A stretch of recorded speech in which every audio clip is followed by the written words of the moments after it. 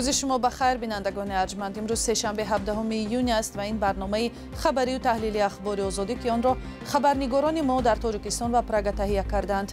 در 15 دقیقه دیگر مهمترین حوادث جهان و تاجیکستان را خلاصه میکنیم و اینک به موضوعهای اساسی این نشر توجه کنید.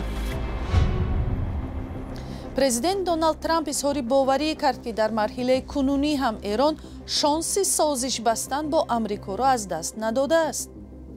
من نمیخواهم شاهد آن باشم که ایران صاحب سلاح هسته‌ای شود و ما کفالت خواهیم داد که این چیز روی نخواهد داد.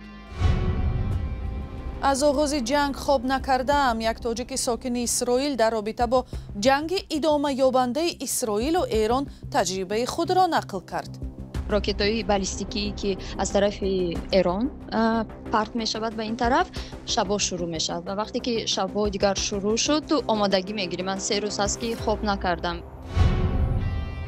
قلبش تاب نآورد.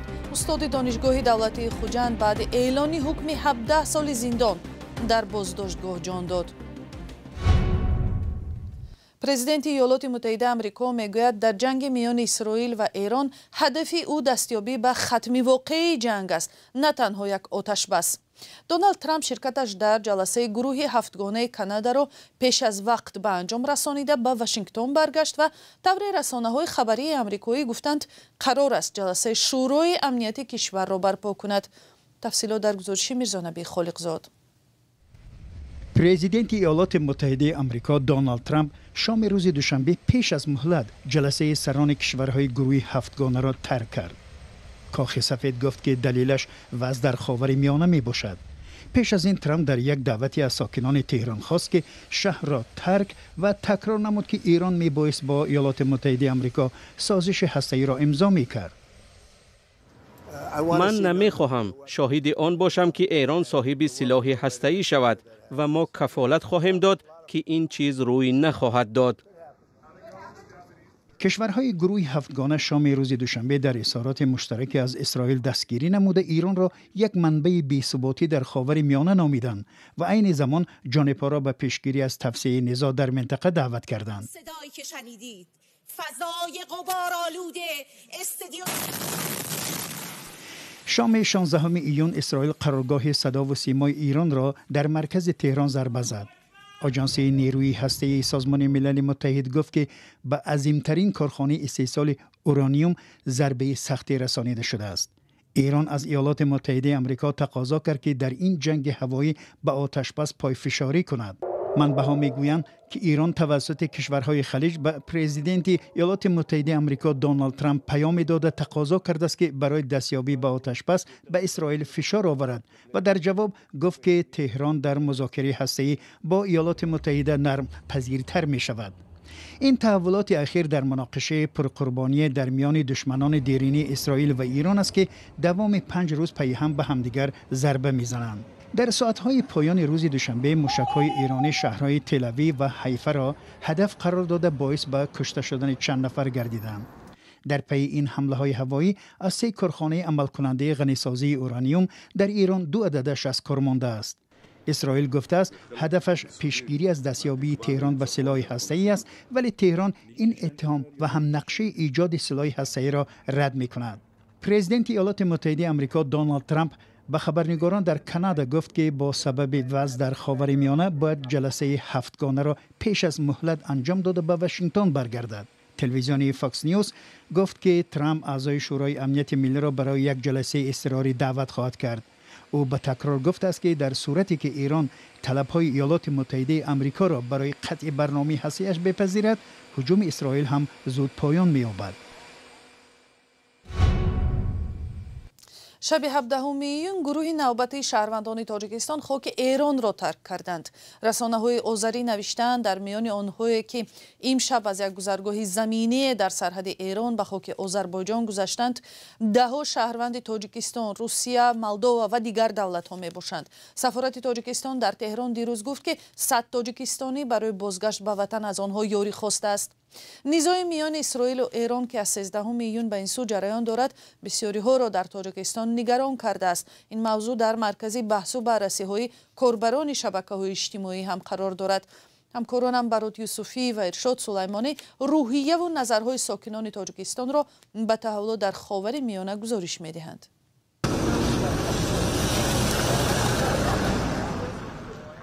جنگ اسرائیل و ایران که با حمله‌های اسرائیل به نهادهای هسته‌ای و نظامی ایران سر شد، در تاجیکستان نگرانی‌های زیادی را به میان آورده است.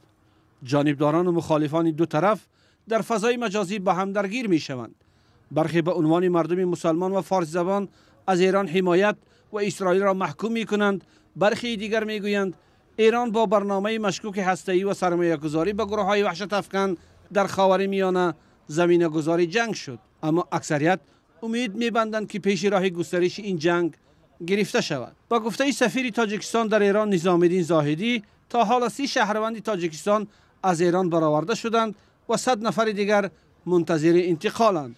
در تاجیکستان نیز شهروندان زیادی ایران کار و تحصیل می‌کنند که ادامه جنگ و پیامدهای آنها را گرفتار هراس و ناامیدی کرده است. خانواده من تو مشهدن، حتی تو مشهدم بمباران اتفاق افتاده، ولی به نسبت بقیه شهرها خیلی کمتر.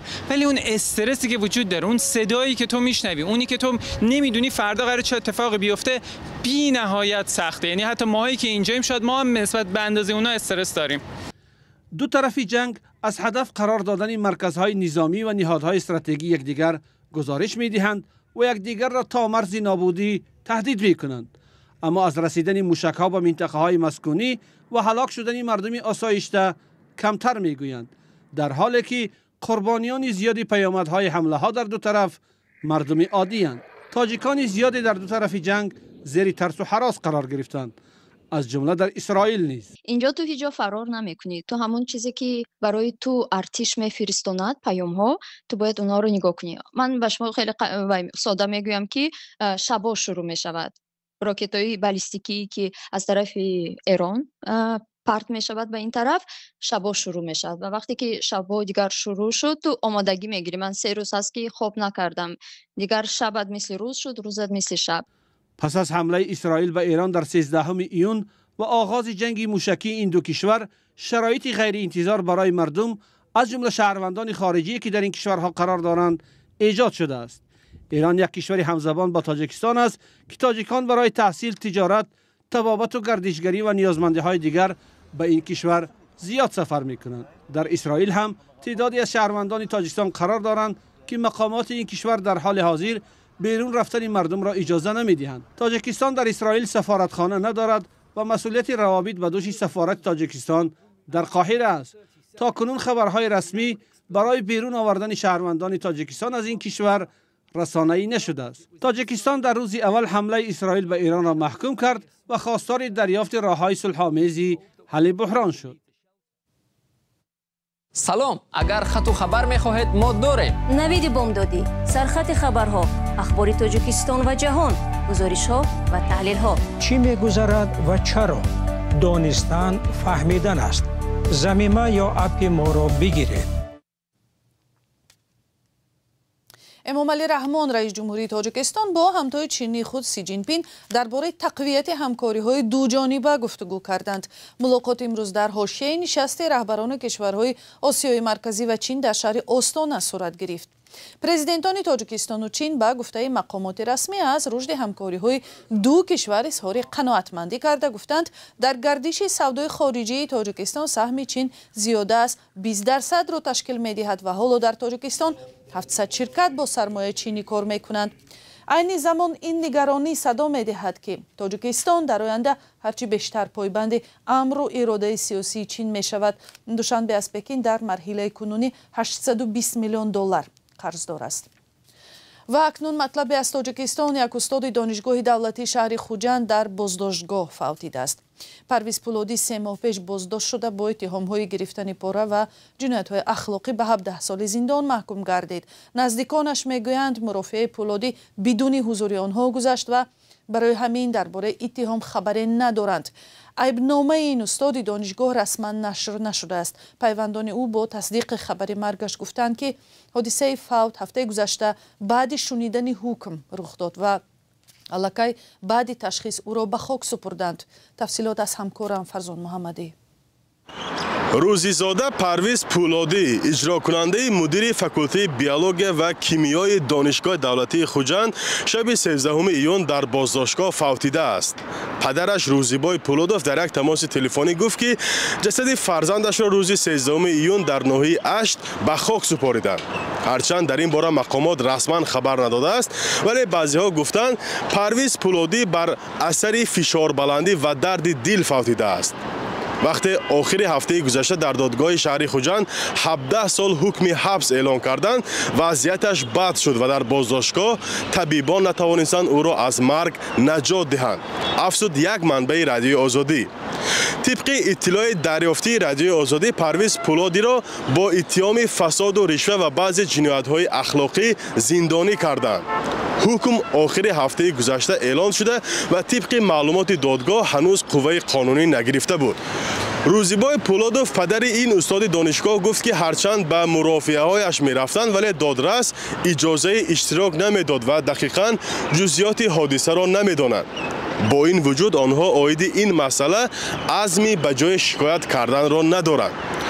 پرویز پولادی نامزد علم‌های کیمیا و اجرا کننده مدیر فاکولته بیولوژی و کیمیای دانشگاه دولتی شهری خوجند 41 سال و 3 فرزند داشت. و پیشتر در دیگر فاکولته همین دانشگاه سالهای زیاد به حیث مدیر کار کرده است. ولی با گذشت 3 ماه از بازداشتش مقامات انتظامی ولایت سوخت اتهام علیهش را رسما اعلان نکردند. بعد بازداشت پرویز پولادی مقامات امنیتی اینچنین ایوب عثمانزاده رکتور دانشگاه دولتی خوجند را نیز بازداشت کرد. منبع‌های رادیو آزادی آن زمان گفته بودند بازداشت رکتور به رشوه‌ستانی ربط دارد و احتمال پرونده هر دو به هم علاقمند است. رئیس بنگاه مبارزه با کروپسیا در ولایت سوخت ماه فوریه امسال دانشگاه دولتی خوجند را مؤسسه نامید که فساد مالی در آن به اوج رسیده است. به اطلاع مسئولان آژانسی تنها در سال 2024 49 مورد فساد را در دانشگاه آشکار کردند. حکم دادرس به این عیبنامه ها معلوم نیست. 2 سال پیش نیز مقامات تفتیشاتی و قدرتی ولایت سوخت گفته بودند که از همه بیشتر موردهای رشوه‌ستانی آموزگاران در دانشگاه دولتی خوجند ثبت شد. قسمی از آنها با جریمه از جوابگری آزاد و نسبت برخی آنها چاره‌های دیگر انتظامی کاربست شدند. موردهای از همه زیادی فساد در یک مؤسسه تحصیلاتی ولایت سوخت در حالی است که معارف تاجیکستان یکی از ساحه‌های فسادزده‌ترین نامبر می شود. ولی کاربران شبکه‌های اجتماعی این خلاصه را درست نمی‌شمارند و میگویند زور نهادهای ضد فساد به ساحه‌های دیگر نمی‌رسد و آموزگاران و پزشکان شکار آسان آنها دانسته می‌شود. با وجود ردیه مقامات تاجیکستان، سطح بلند فسادزدگی تقریبا همه ساحه‌ها را سازمان‌های بین‌الملل در گزارش‌های همه‌ساله نگران کننده می‌نامند. فرزا محمدی، رادیو آزادی، شهر خوجند. 12 сол баъди нопадидшавии амакбачаҳо Сабина ва Малика Араловаҳо полиси душанбе ҷустуҷӯи онҳоро аз сар гирифт ва барои пайдо кардани маълумот 5 миллион сомони подош ваъда кард. Улуғбек Аралов падари Сабина Аралова гуфт ин ваъдаи подоши пулӣ барои маълумот дар бораи духтарони нопадидшуда аз ҷониби худи полиси шаҳри Душанбе садо додааст. Улуғбек Аралов ба Радиои Озодӣ гуфт аз соли 2013 ки духтар ва бародарзодааш он замон 4 ва 5 сол буданд, вақти зиёд гузашт, вале онҳо ҳеҷ гоҳ умедашонро барои пайдо кардани духтарҳо аз даст надоданд. ҳоло Сабина ва Малика Араловаҳо 16 ва 17 сола буда метавонанд. соли 2013 ҳодисаи нопадидшавии кӯдакони хурдсол дар назди маркази савдои Садбарг бисёриҳоро дар Тоҷикистон такон дод ва барои ҷустуҷӯи онҳо на танҳо ходимони полис, балки ихтиёриёни зиёде ҳам сафарбар шуданд. дар ҳамин ҷо барномаи имрӯза ба поён мерасад. сипосгузорем ки то ин лаҳзаҳо бо мо будед. хабару гузоришҳои бештар барои пайдо кардани хабару гузоришҳои бештар ба сомонаи Радиои Озодӣ, саҳифаҳои иҷтимоӣ мо дар фейсбуку телеграм, ютубу инстаграм ва иксу тикток муроҷиат кунед. худо нигаҳбони шумо.